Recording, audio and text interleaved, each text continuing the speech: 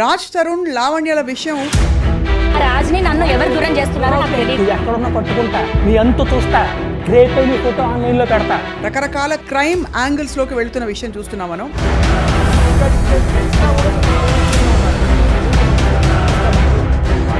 ఈ ప్రూఫ్స్ నా దగ్గర ఉన్నాయి, వీళ్ళ క్యారెక్టర్ ఇది అని చెప్పి బయట పెట్టే ప్రయత్నం చేస్తారు. నేను తీస్తున్న విషయం వాళ్ళకి తెలియదు, బట్ నా ఫోన్ అక్కడ లాగేసుకున్నారు. 2 days నాకు ఫోన్ ఇవ్వలేదు మ్యామ్. మీకు అసలు వీడియో తీయాలని 2 days ఉంచారు నన్ను. కాదమ్మా, వీడియో తీయాలని ఇన్స్టింక్ట్ ఎలా వచ్చింది? Let's talk to Ram Gopal Varma గారు. తరుణ్ మీకు ఫ్రెండా? I know him. ఫాలో అవుతున్నారా రాజ్ తరుణ్ లావణ్యల విషయం? కొంచెం మిడిల్ క్లాస్ ఎడ్యుకేటెడ్ పీపుల్ అసలు అలాంటి లాంగ్వేజ్ వాడతారు అనేది I was quite taken about. ఇద్దరు వైపు నుంచా ఒకడి వైపు నుంచా? నో, ఐ థింక్ మోస్ట్లీ బుద్ధున్నవాడు నన్ను అడుగుతాడు. నీ అమ్మ మీరు మాట్లాడే దాన్ని బట్టి మీ క్యారెక్టర్ అర్థమవుతుంది కదా ఎప్పుడైనా. అంత వైరుధ్యం వీళ్ళిద్దరి విషయంలో రావడానికి మీరు గమనించిన విషయాలు ఏమి? అంటే I don't want to speculate on specifics, but I want to give an example. The fact that they claim they there for years, 11 సంవత్సరాలు ఒక రెగ్యులర్ రిలేషన్షిప్ లాగా మనం మాట్లాడలేం. మధ్యలో ఒక డ్రగ్ యాంగిల్ ఉంది, మధ్యలో ఇంకోటి ఏదో affairs with other multiple people, ఇన్ని మల్టిపుల్ నారేటివ్స్ వచ్చినప్పుడు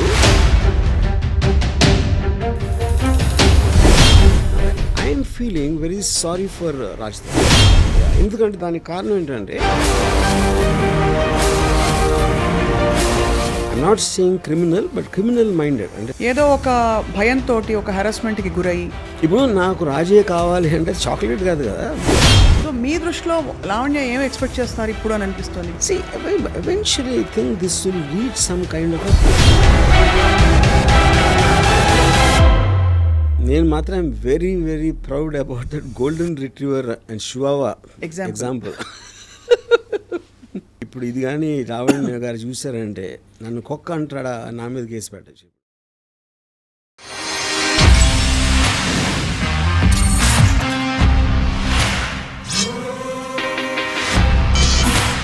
hello and welcome to this very different and special episode of రామోయిజం.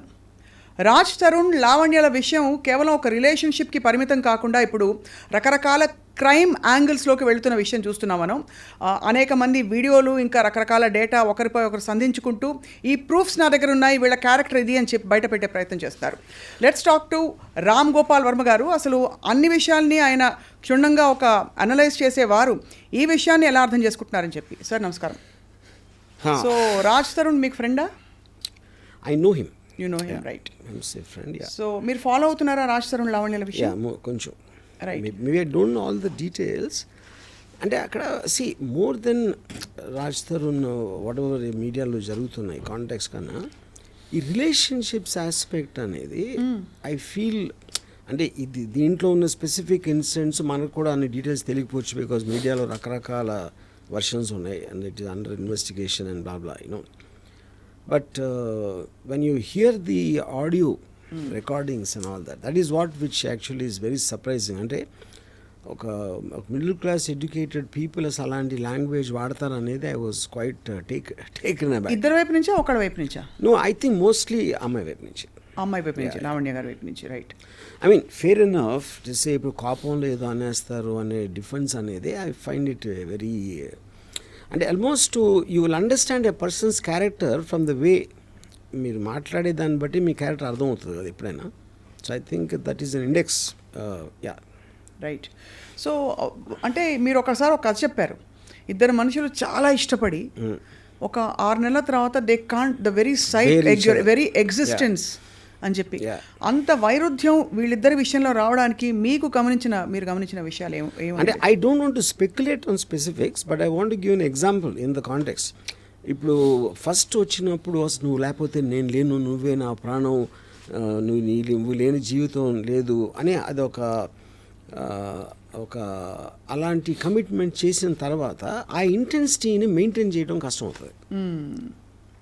అప్పుడు ఒక పర్టికులర్ టైంలో మీరు అది ఆ ఇంటెన్సిటీ పోయినప్పుడు the other person feels betrayed. అప్పుడు అలా అన్నావు, ఇప్పుడు ఇలా అనలేదు ఇలా యూనో.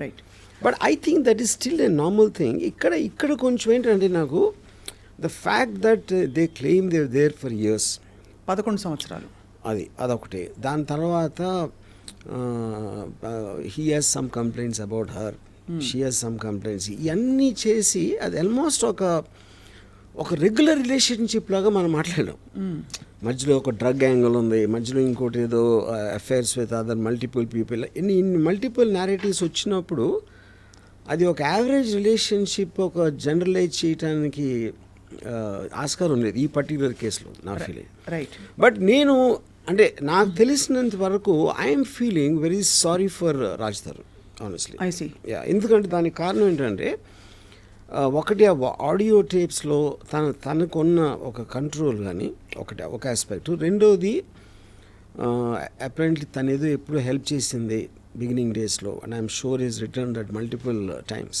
యూనో ఇప్పుడు ఆబ్లిగేషన్ తోటి రిలేషన్షిప్ అనేది ఎప్పుడు నిలబడదు, ఎందుకంటే you always feel the weight of that obligation. అవును అవును Yeah. అవును. యా సో అయితే మీకు your feeling sorry, but is it based on అంటే లావణ్య అతనిపై రకరకాల ఫస్ట్లో ఆరోపణలు చేసి అట్ ద సేమ్ టైమ్ ఈ ఆడియో టేప్స్ లీక్ చేయడం, కొన్ని ఎవిడెన్సెస్ని చూపించే ప్రయత్నం చేయడం, ఇవన్నీ దానివల్ల your feeling that sorry for him? I think it's a highly manipulative and pre-planned అన్న ఫీలింగ్ వస్తుంది from whom? From that girl side. అంటే ఒక almost I'm not saying criminal, but criminal minded. అంటే ఆడియో రికార్డింగ్ చేయటం, ప్రతి phone record చేయటం అలా అలవాటు ఎవరికి ఉంటుంది, ఎందుకు చేస్తారు? They always want to gather that and to use it on some other day. So that is bordering on criminal behaviour అంటున్నాను. బట్ ఆ అమ్మాయి కూడా ఫ్రాంక్లీ ఏదో ఒక భయంతో ఒక హెరాస్మెంట్కి గురయ్యి, లేదు ఏదో జరిగిపోతుంది, I will lose this person రేపటి రోజున అనే ఒక బెంట్ ఆఫ్ మైండ్లో నేను 11 సంవత్సరాలు ఇచ్చానంటే చెప్తున్నా. లూజ్ దిస్ పర్సన్ అని మీరు బలవంతంగా ఒక పిజన్లో పెట్టేస్తే, ఒక పంజరంలో బంధించేసి అంటే ఒక ఊపిరి ఆడకుండా చేయటం అనేది how is that valid point? అంటే ఒక మనిషిని అలా బంధించలేము ఏ బంధంలో. ఎవరు చేయలేరు. ఇప్పుడు నాకు రాజే కావాలి అంటే చాక్లెట్ కాదు కదా, నాకు రాజే కావాలి, నాకు తను ఉండాలంటే అతనికి ఇష్టం లేనప్పుడు how will you do that? అంటే దట్స్ రిడిక్యులస్ థింగ్ అది. సో మరి 11 సంవత్సరాలు ఒక ఇన్స్టిట్యూషన్ ఇప్పుడు మేమిద్దరం పెళ్లి చేసుకున్నామని చెప్తున్నారు లావణ్య. 11 సంవత్సరాలు ఒక మనిషితో కలిసి ఉన్నప్పుడు అది సహజీవనంగా కూడా ఒక పెళ్లిగా గుర్తించబడుతుంది కోర్టు ప్రకారం. మరి ఎవరి మీద హక్కు ఉండదా చట్ట ప్రకారం? ఇప్పుడు పెళ్ళి అయినా కూడా ఈవెన్ వాళ్ళు సహజీవనం ఉన్నారు.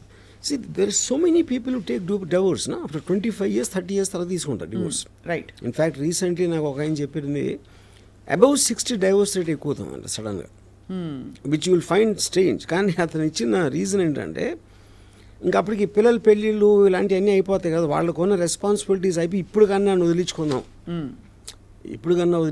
మా మిగతా జీవితం సుఖంగా ఒంటరిగా బతుకుదాం అనే దానికి ఇండికేషన్ అది. You know, so to live together without consent is a impossible thing అది. Right. Yeah.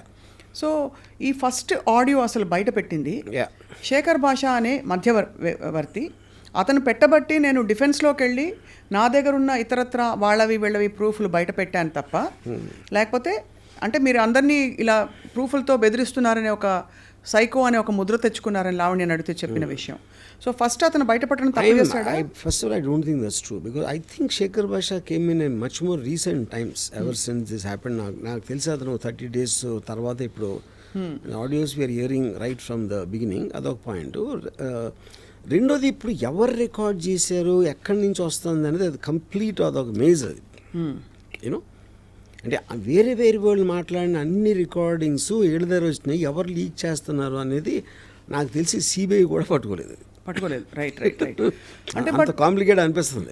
But the fact that ఈవిడ దగ్గర అన్ని ఎవిడెన్సెస్, అంతమంది కాన్వర్జేషన్స్ ఉన్నాయి అన్నది అది ఒక క్రిమినల్ ఇది అంటారు బేసికలీ. క్రిమినల్ మైండ్ ఉండడం క్రిమినల్ థింకింగ్. రైట్. సో మీ దృష్టిలో లావణ్య ఏం ఎక్స్పెక్ట్ చేస్తున్నారు ఇప్పుడు అని అనిపిస్తుంది? బికాజ్ రాజ్ తరుణ్ కావాలని తను బయటికి చెప్తున్నారు, బట్ యాక్చువల్గా ఏం ఎక్స్పెక్ట్ చేస్తారని మీకు అనిపిస్తుంది? See, eventually I think this will reach some kind of a financial settlement అనేది నా గెస్.